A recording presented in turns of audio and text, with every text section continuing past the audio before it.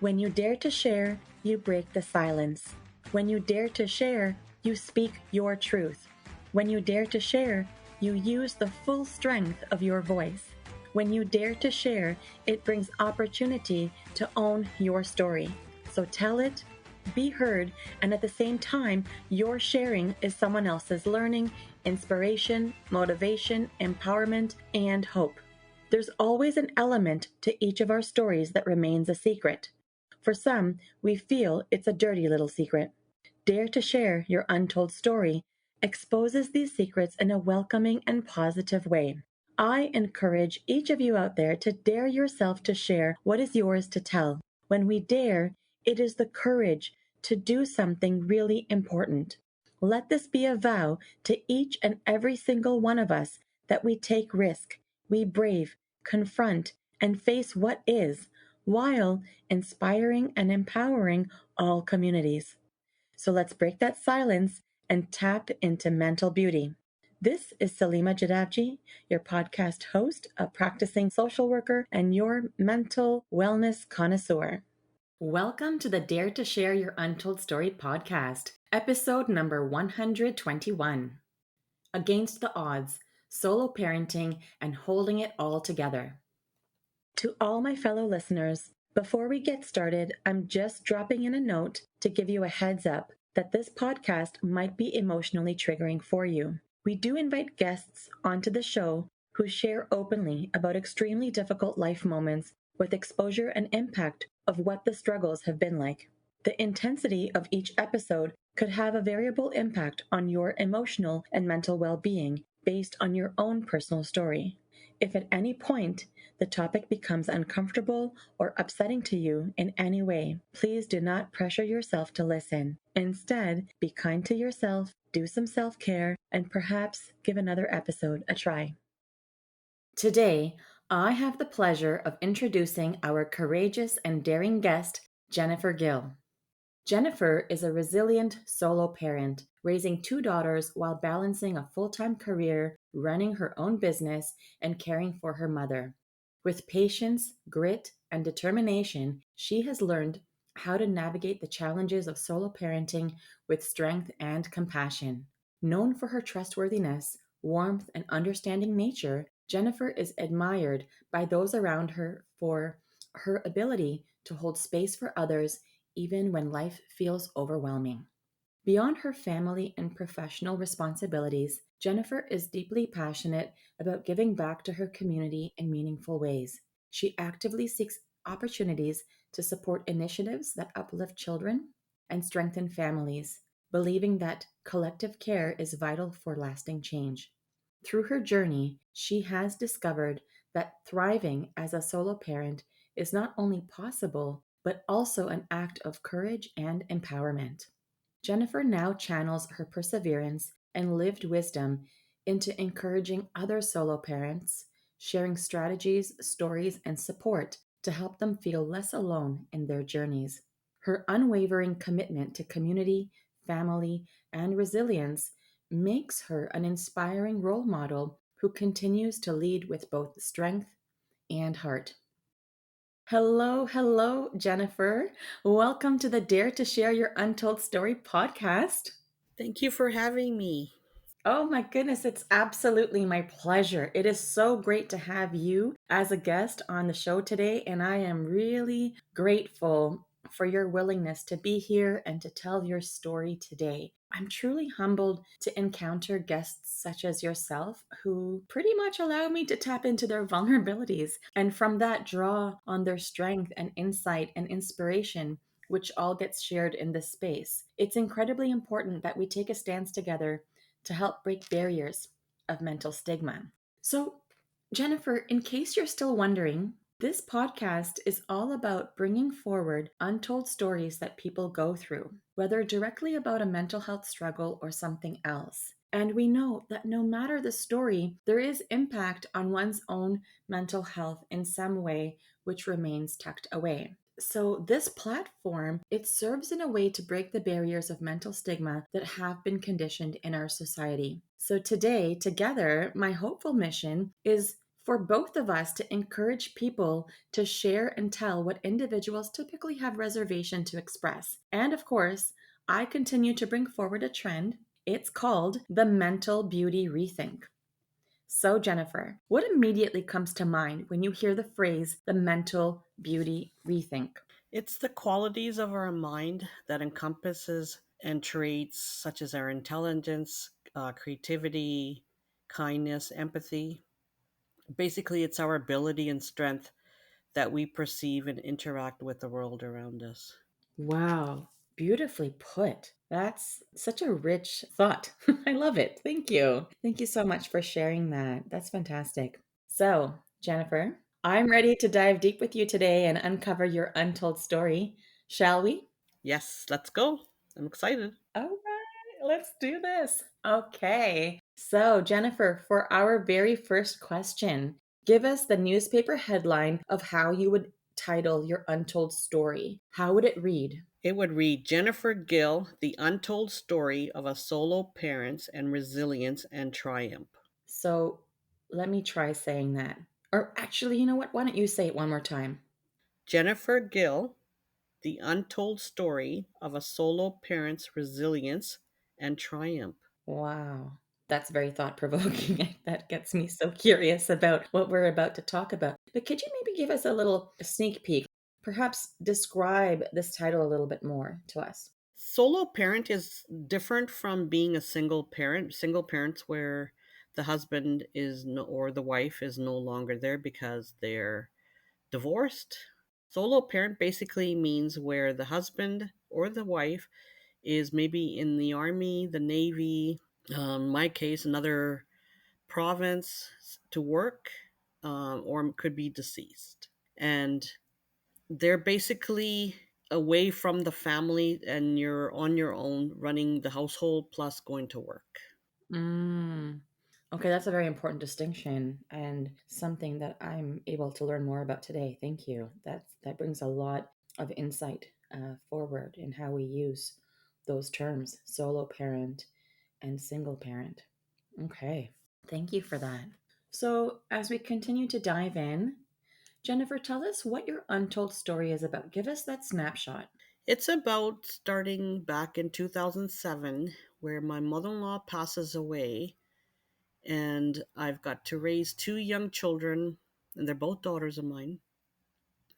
My husband is studying and my father-in-law who is now very lonely and very sad and depressed because the love of his life is gone. Right. So now he is devastated and he doesn't know what to do. So he needs a kind of like a shoulder Mm-hmm. to kind of tell his story. Mm-hmm. While my husband was there, but he also actually had to concentrate on his studies, but not knowing that one day when he finishes his degree that he would be moving away from us to another province about 4 hours away or even a couple of hours by plane ride. Right.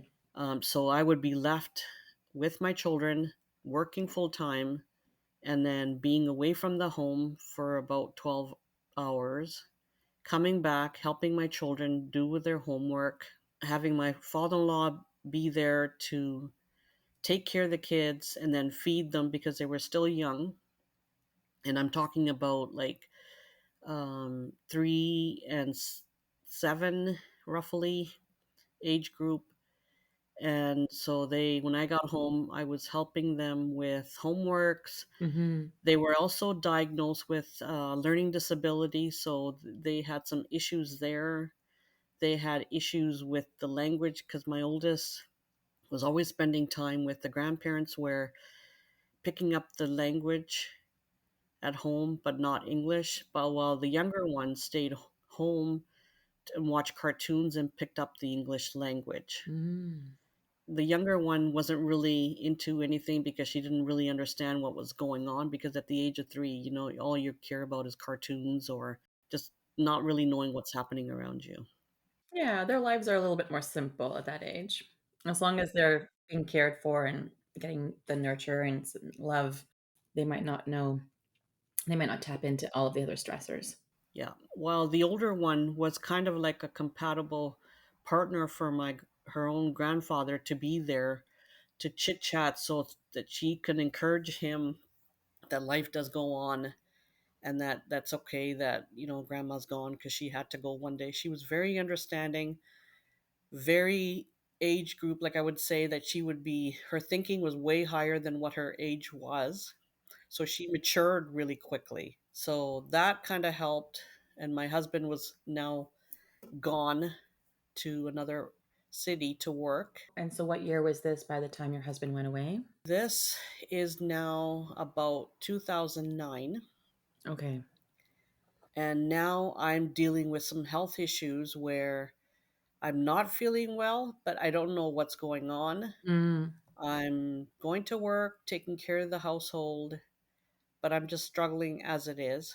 mm-hmm. And then one morning, exactly 2 years to the mark of my mother in law's anniversary, the doctors thought that I had ovarian cancer. Oh my goodness. She had died of colon cancer. Your mother-in-law. Yes. So exactly 2 years to the mark where I was now devastated to hear the word again, cancer. Mm-hmm. The cancer word is like the big C, right? Nobody wants to hear that word. Yeah. So my life was just in front of my eyes, and I'm like, oh my God, I'm devastated. What's going to happen with my kids if I have to die? Which I didn't care, because at the end of the day, we all die. But of course, there was a lot of worries. I mean, you have young children, lots of responsibilities. The thought of that diagnosis must have been so scary, especially I can't imagine what sorts of ripple effect thoughts were bouncing around in your mind after everything you and your family went through with what your mother in law suffered with. Yes. So I was leaning on my mom to help me to get through this. She said, don't worry, people do get well. You'll be okay. Just have the faith, and I'm here for you. Hmm. So that kind of got me through this till I finally figured it out when I had the surgery of March of 2010.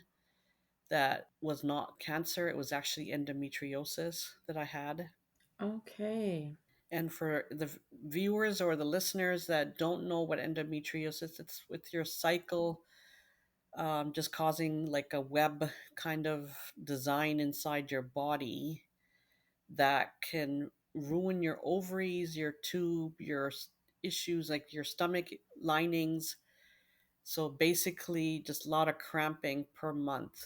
Oh, goodness, that sounds painful. And I appreciate that you're able to highlight for the listeners what that's all about, endometriosis. Thank you. Wow. So you definitely had a whirlwind of things happen from 2007 to 2010 Yes. with a very unique way of living your life's blueprint. Yes. And then as the kids are now getting older, so about 2013, 14, Hmm. my kids are being diagnosed already, but they're like now having issues with school where they're needing tutors, and I'm trying to help them because I was full-time work and I didn't know what else to do. So they Right, were struggling in school to understand what was going on. So I hired tutors to help them because I didn't have the time to help them because I was being pulled in every direction. right. And then finally, with the help of the tutors, my oldest successfully graduated in 2016, and that left the little one still in high school. And so she also was struggling. So we would get her tutors.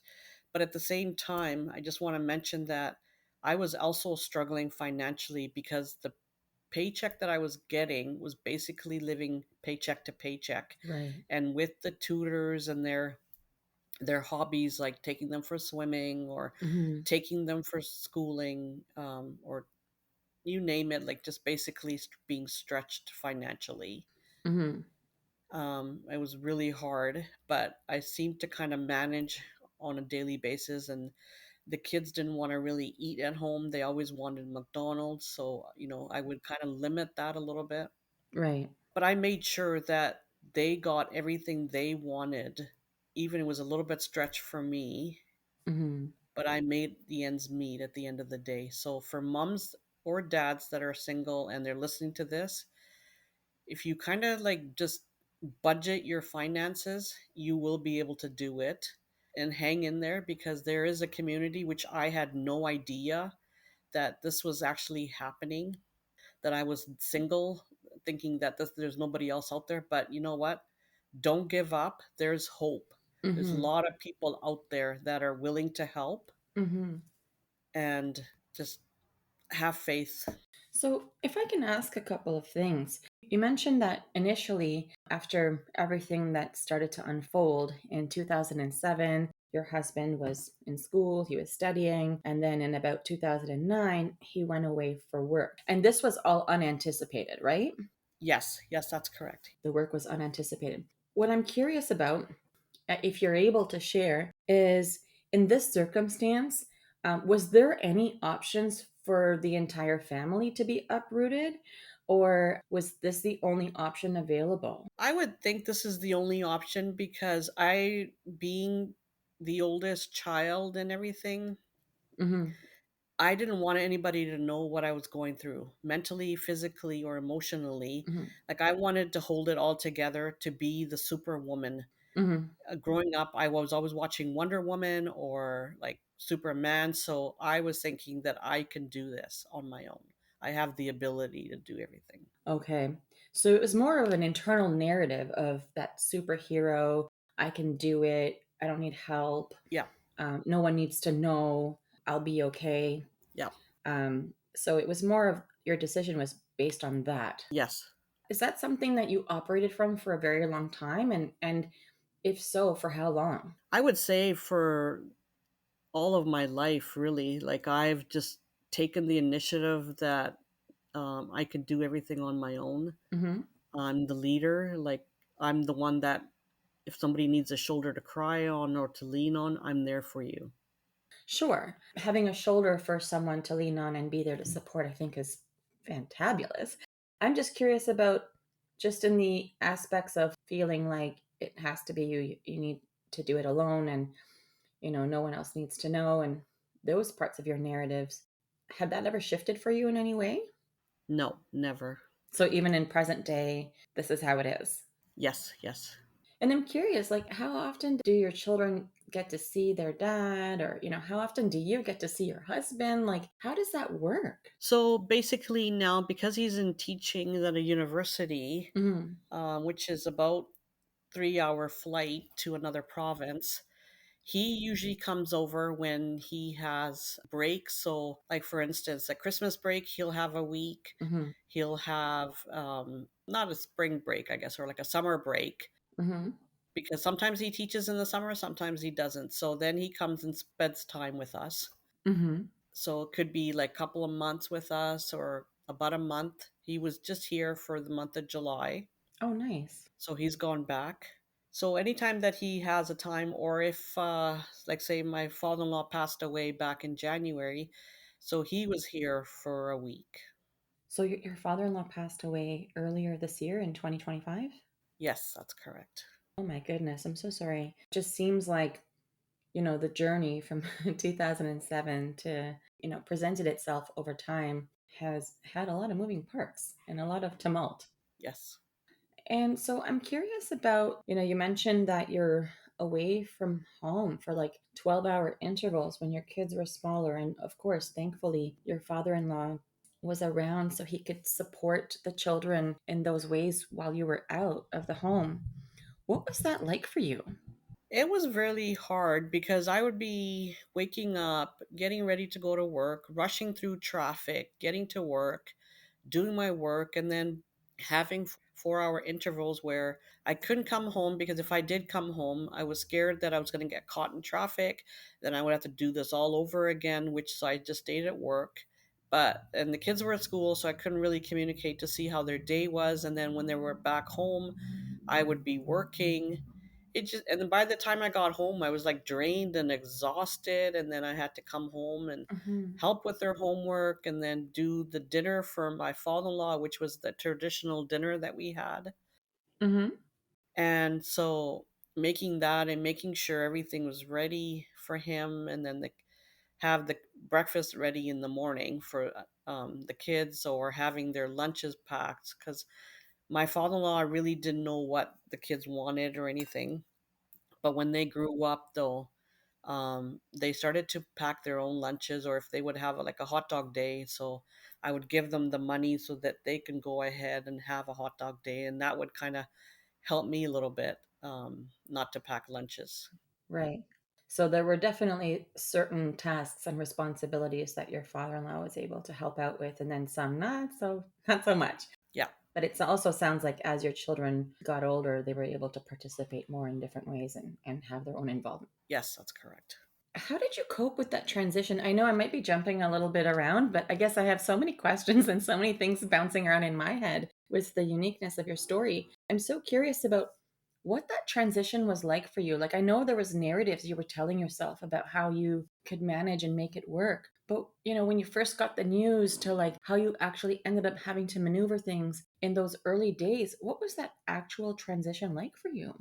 It was actually a shock because I wasn't expecting my husband to go anywhere, because I was thinking, like, me and my husband will be around. Mhm. We'll be able to take care of the kids, and my father-in-law, because he's like a just another baby in the house. Mhm. But when he did go, I was like, "Oh my god," like total shock, because now I would be the one that's going to be doing everything Mhm. and no other help, because when my mother-in-law was around, she was always making lunch and dinners and everything, so I didn't have to when I got from home from work. Mhm. So it was just like 360, I guess, turnaround for me. It was just like, "Oh my god, like what do I do now?" But with the faith, I just kept it. Sure, absolutely. So, aside from your husband being able to fly in and come visit the family when he has those breaks, what are some ways that he and the kids are able to stay connected? So my husband communicated by my with the kids by phone, just about every day. And then if he would get busy, then maybe like on the weekends when he had classes, because he sometimes he was like his shift changes, because he would be teaching in the morning, or sometimes he would go ahead and be teaching in the afternoon. So then Hmm. he would have a late night, and then he knew that the kids would be going to sleep because I would put them in bed by 7. Right. And so we just made sure that they talked over the phone and know that how their day was, or anything with my father-in-law, was anything happening. So, can you tell me a little bit more about the challenges that you were experiencing? You mentioned so many different things in terms of like from the physical transition to responsibilities and chores and everything weighing heavy on you, being like the sole provider for so many aspects. I mean, there were also other aspects you mentioned, like the diagnoses that your children were getting in terms of learning disabilities and the academic issues that they were facing. Of course, that had its own set of challenges. But in terms of those challenges or any other challenges, can you speak more about those? Sure. Like, the other challenge that I had was my dad was in a care home, and he had his own health issues there. So my mom was traveling every day to go see him, to make sure that he was fed and he was taken care of, because Hmm. he was phoning her and saying that I'm hungry. And then when she would go there, and they're like, "Oh, we've already fed him." But I guess he just wanted more food, I guess, because he was a bigger guy and he was quite tall. Hmm. So my mom was my biggest support over all these years, because she was another leader like I was. And I think that's where I pick up being like the leader of this household, that if she could do it, and she did exactly the same thing. She used to go to work at night while my dad was working during the day, and picking us up from work, school, and then dropping us off, or having our lunch, because I used to come home and walk, have my lunch, and then go back to school, and while my brother was staying at school. So I guess my mom is the biggest support, and that's where I pick everything. So I guess the triumph, it would be her. Like, I would be grateful for her. If she wasn't in my life, I don't know what would be. Right. I can just hear and sense all the gratitude that you have for her presence and her energy and how she is a gift to you. Yeah, and now her being in my life, as she's elderly, she needs me, so I've got her now to take care of. Hmm. while I work, run my business, and my kids are also taking care of her during the day, so she's not vulnerable or left alone. It sounds like your role as a solo parent seems to be ever changing with what is in your roles, but the structure of how you spread your time and your love and your abilities to people, that seems to be very constant. Hmm. So the people you might be serving and the way you might be doing it changes in different ways. It has its shifts and turns, but you are operating from the very same structure and framework. Would you agree? Yes, that's correct. Thinking about the story and what you've shared so far, is there anything that you look back on and think, if you could do something differently, what would that be? No, I would not do anything differently right now. I loved the story and it made me a better and a stronger version of myself because when I look back, I was one of those kids that was very shy, naive, wouldn't talk, wouldn't smile to anybody, but just very friendly though over the years. That's interesting. I appreciate you sharing that. Thank you. So, Jennifer, when people come to see me for therapy, these individuals are typically in one of three places. Some people are getting started where they want to just start therapy and start from the beginning of time and go in chronological order. Some people are in the middle of a situation or in the thick of something. And some people are looking back and want to maybe get some closure or get a better understanding of certain things so that they can have some personal growth opportunities. So, for yourself, what part of the journey would you say that you are in terms of the untold story that you have shared so far? Would you say that you are just getting started in the middle or looking back? I would say looking back And how do you know you're looking back? because now at the as the almost like a senior looking back at my life, like I triumphed so much just with faith Hmm. and having just relying on God to give me the strength every day and count my blessings. And so that's what helps keep you grounded and centered.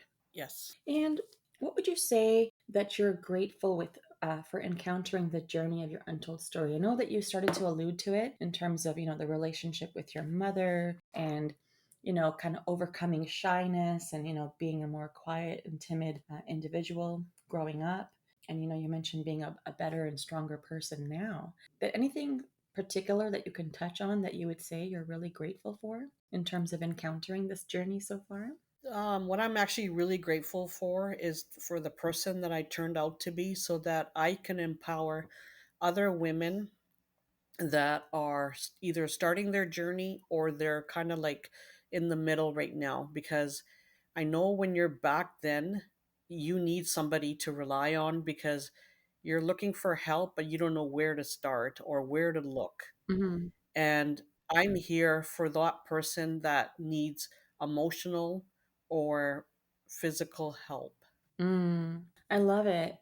It really sounds like you're proud to be a source of support of any kind to a person in need. Yes. More so the passion you have for solo parents because of, everything that you've experienced. Yes. It's so refreshing. There's like something energizing about hearing this story and just how you've worked your process. I guess it's enlightening for me too. Hmm. Thank you. If we can sort of talk a little bit more about, with this entire untold story that you've unraveled for us here today, how has your untold story affected your mental health? What impact would you say you experienced specifically with your mental health, with everything that you went through? Like, I imagine with some of the things that you listed and shared so far, your mental health would have been a roller coaster. 100%. My mental health now is like a total roller coaster. So one day it's fine, and then the other day I'll be in tears. It's just like all over the plate and just overthinking. Is that like in present right now, or is that also how you were before? No, I was actually better when I was younger. Like I was stronger. I didn't really let my emotions hit me. But I guess because everything was bottled up inside, it is now coming up to the surface. But as my kids are older and they're understanding what I went through, they're there now emotionally for me so that Hmm. they understand what I went through the past. And so everything that's coming up onto the surface now, emotionally, mentally, is draining. Well, yes, when you start feeling your feelings, it's going to be draining, it's going to take up space, but it's also healthy to feel your feelings, right? It's easier to run away from them for the short term. Like short term will feel more emotional safety, Yes. but it does harm to your overall mental well-being in the long run. I think when you mention things like sometimes in the present day you're okay and other times you're in tears. Tears are okay. Those are just ways your body is releasing the tension and all of the pent up suppressed emotions that you've had to pack down. So I don't know that that actually makes you weak or less strong. I actually think it's a sign of allowing yourself to be vulnerable and take care of your needs. Hmm. When you allow yourself to have emotions, I believe you're taking care of your needs. Yep. 100%. So tell me more about your mental health impacts when you were in the crux of your story. What was that like for you?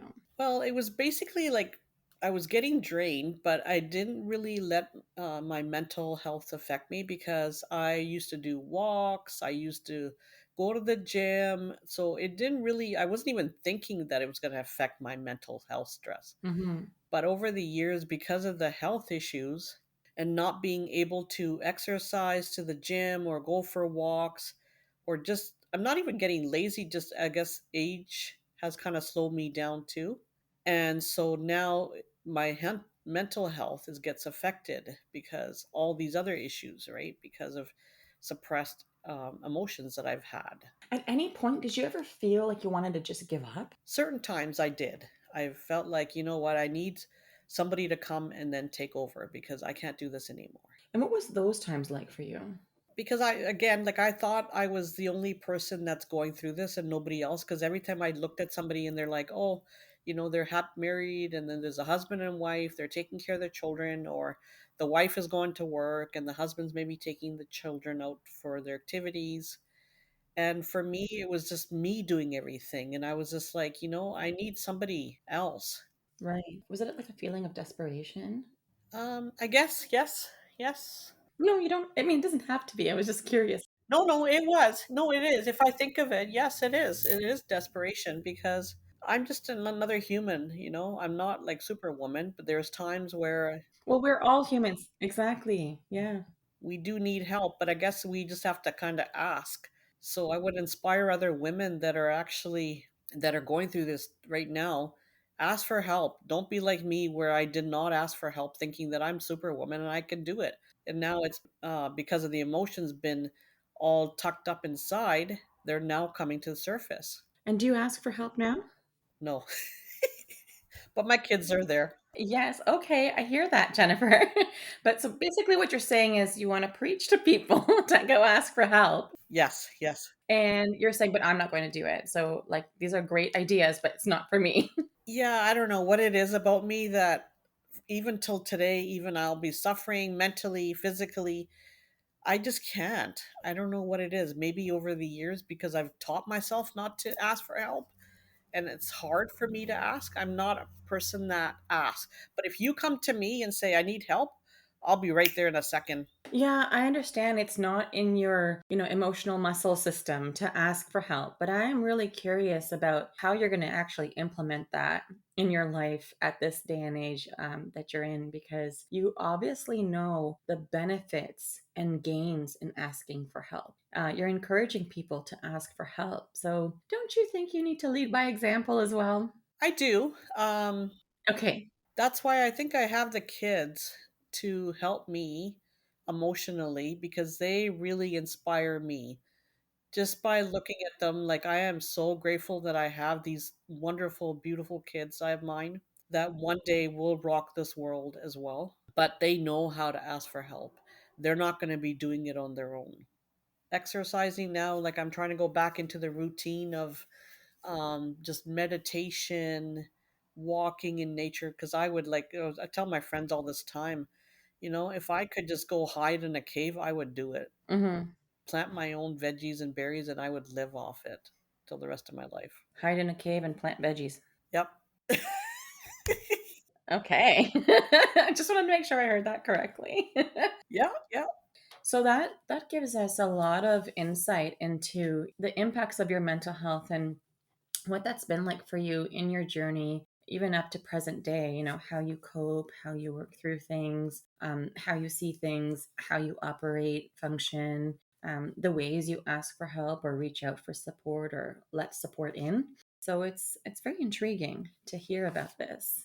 If I was to ask, given everything that you've shared so far, is there anything about your story that you haven't shared yet that you think is really important for our listeners to learn about in terms of your story? No, everything that I've shared is everything that's happened in my life. So there's like nothing that I've actually left out. Okay, so that's great to hear that you've been able to openly share all aspects of your story. I actually feel really grateful that you've been able to provide all the different interceptions of your life events and what that was like for you. It shows the depth of what you've been going through and what you've endured and where you are now. So thank you for sharing all of those parts. Thank you for having me. And so, Jennifer, if I was to ask, what is your key message to the listeners of our show? What are some real key things you want them to know?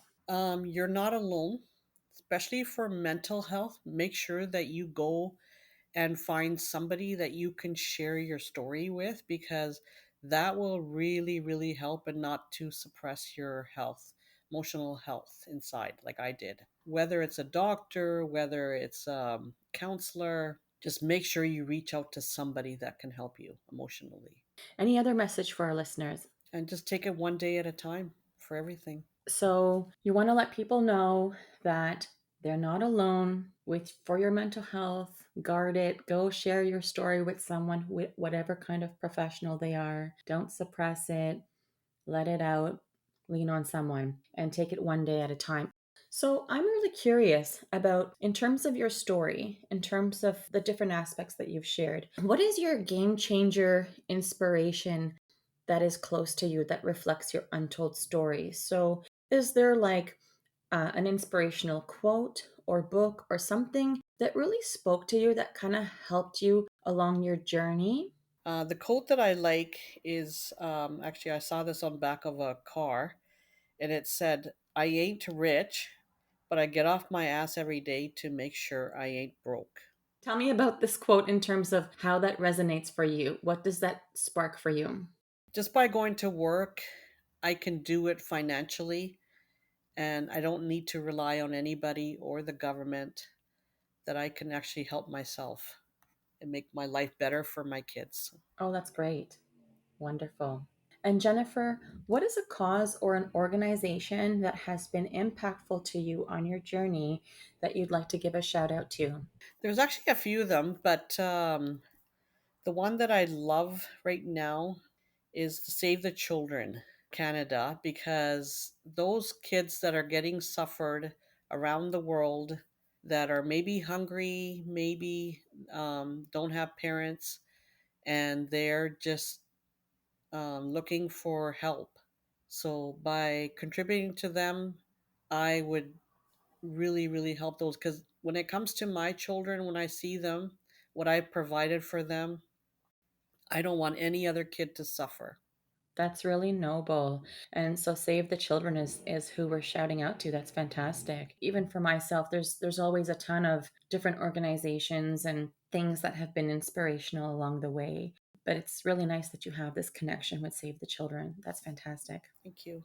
And so, how can people connect with you if they would like to, Jennifer? How are you findable? I'm on Facebook. I'm on YouTube. I've got videos there. And on Facebook, I have a Facebook group with other single moms that are on there.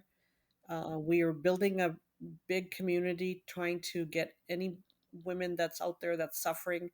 We want you, because we're here to help you as well, because maybe somebody doesn't have anybody. So reach out to me, and I'll help you to connect, and we'll be able to help each other. Oh, that's beautiful. That's really incredible. So, Jennifer, guess what? You've just dared yourself to share. Congratulations. Thank you. Tell me, so far, how has the experience been for you? It's been amazing. It's been awesome. If I have to do it again, I would do it in a heartbeat. That's so great to hear. I'm glad that's the experience you had. And of course, on a little bit of a more serious note, Jennifer, I would just like to take a moment to express my gratitude for the deep story shared in this space today. Sharing the depth of your experiences as a solo parent, its impact on your overall mental well being, and how you have maneuvered through your journey relentlessly while finding a way to give back to communities that have inspired you is just incredible. And so, yeah, and I'm just truly grateful to have been able to hear and witness your story today. So, thank you for the deep conversation and for all the daring and sharing. You're welcome. And once again, Jennifer, thank you for being part of Dare to Share Your Untold Story and helping to be a voice in breaking down the barriers of mental stigma.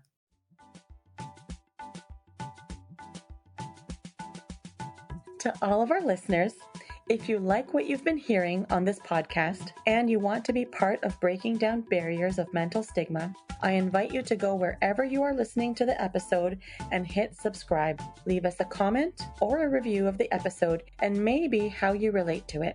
To learn more about what we offer, visit www.daretoheal.co. And if you are feeling ready and brave to share, please submit your story by visiting www.daretoshare.co. Thanks for joining in.